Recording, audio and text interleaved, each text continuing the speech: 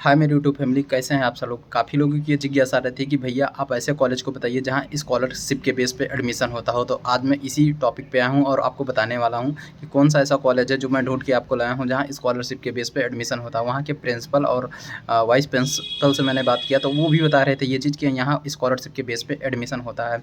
तो गाइस मैं बताना चाहता कि ओम जी महाविद्यालय गौरा जखनिया गाजीपुर का, ये गाजीपुर का कॉलेज है। फिर से मैं एक बार नाम आपको दोहराना चाहता हूँ क्योंकि मुझे छाला हुआ है, तो आवाज़ थोड़ा मैनेज करिएगा आप लोग। ओम जी महाविद्यालय गौरा जखनिया गाजीपुर, आप समझ गए होंगे मुझे उम्मीद है। ये जखनिया स्टेशन जो है, अगर आप कहीं दूर के रहने वाले हैं तो मैं आपको बताना चाहता हूँ कि जखनिया एक स्टेशन है जो गाजीपुर से काफ़ी ज़्यादा दूर तो नहीं है लेकिन आउटर में है। तो जखनिया स्टेशन के पास में आपके जखनिया स्टेशन जो जखनिया मार्केट है उससे 2 किलोमीटर दूर पे है। तो एडमिशन का प्रोसेस क्या है, एडमिशन कैसे होता है, जैसे कि आप उन्हीं लड़कों का एडमिशन होगा जो 2023 के सत्र में बीएड की इंट्रेंस एग्जाम में अपियरिंग होंगे, क्योंकि वहाँ एडमिशन के समय आपका जो काउंसलिंग का डिटेल होता है, जैसे जो आपका रिजल्ट का डिटेल होता है वो अपलोड किया जाता है।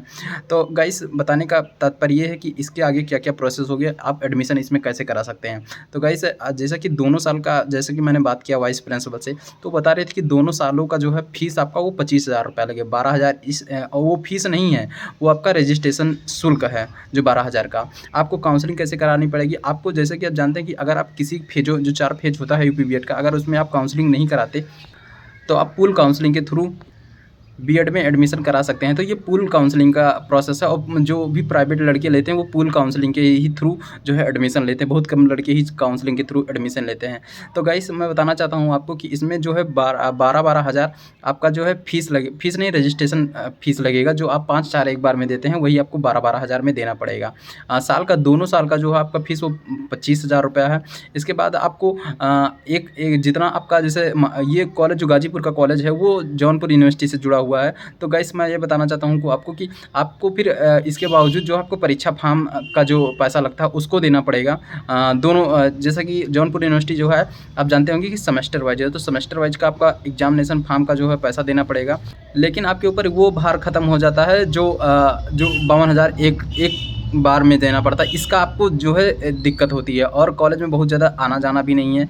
आप जो कॉलेज को अच्छे से फेस कर सकते हैं, जैसे कि मेरा बताने के तात्पर्य है कि आपको प्रैक्टिकल वाइवा या इन सब चीज़ों में जो बहुत ज़्यादा पार्टिसिपेट नहीं करना है। बस आपके जब आपको बुलाया जाएगा कॉलेज में, और कॉलेज का ऐसा सीन है कि आपको बाद में आपसे पैसा भी नहीं लगे, वो रिस्क के दम पे जो है एडमिशन कराते हैं। बाई चांस अगर आपका स्कॉलरशिप आ गया तो तब तो उनका फ़ायदा हो जाएगा, लेकिन अगर आपका स्कॉलरशिप नहीं आया तो वो खुद झेलेंगे। तो एक ये डिपेंड करता है कि वो रिस्क के ऊपर जो है एडमिशन कराते हैं, तो उनका भाग्य है कि स्कॉलरशिप आएगा तब उनका होगा, और नहीं आएगा तो फिर आप उसको, मतलब अगर आप भर देते हैं, बाई चांस आप उसमें पैसे के थ्रू एडमिशन लेते हैं तो उसमें फिर आपको जो है स्कॉलरशिप नहीं आएगा तो उसमें घाटा उठाना पड़ेगा। तो अगर ऐसा कुछ है, अगर आप इतना पैसा देना चाहते हैं कि 25,000 दोनों सालों का पैसा देना चाहते हैं, इसके बाद जब आपका सेमेस्टर वाइज होगा तब आप अगर देना चाहते हैं, मतलब जो आपका परीक्षा फॉर्म लगता है वो देना चाहते हैं, तो आप एडमिशन करा सकते हैं बेहिचक। आप कॉलेज में कभी ना जाइए, ऐसा कुछ कॉलेज है वो जहाँ से वो लड़का कर रहा है, वो बता रहा था कि आप कॉलेज कभी ना जाइए, खाली जब प्रैक्टिकल व वाइवा होता तब आप चले जाइए। इसके बाद डायरेक्ट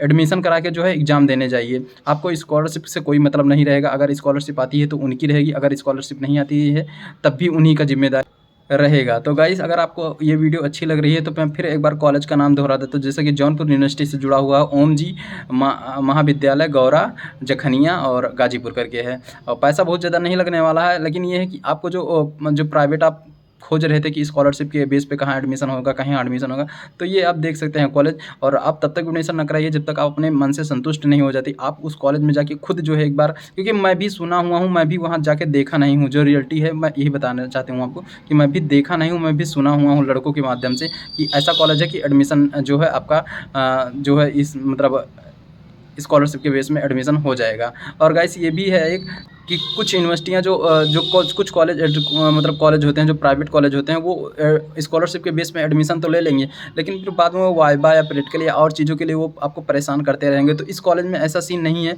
एक ही बार में जो आपको पैसा लगेगा 25,000 लगेगा। इसके बाद 2 साल आपसे पैसा नहीं मांगा जाएगा।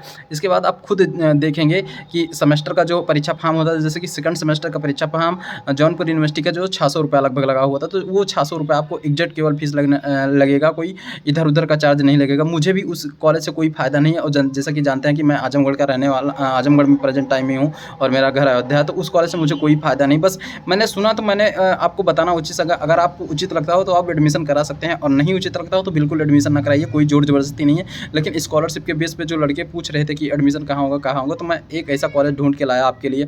और कॉलेज ढूँढने का क्या है, वही मेरा मित्र बता रहा था, वो परमानेंट वहाँ से कर रहा है, गाजीपुर लखनिया से। तो आप अगर देख सकते हैं, अगर आप गाजीपुर क्षेत्र के हैं, मऊ क्षेत्र के हैं, जो गाजीपुर जा सकते हैं, या बलिया क्षेत्र के हैं, बनारस क्षेत्र के हैं, अगर आप वहाँ एडमिशन लेना चाहते हैं तो आप ले सकते हैं। वीडियो कैसे लगी?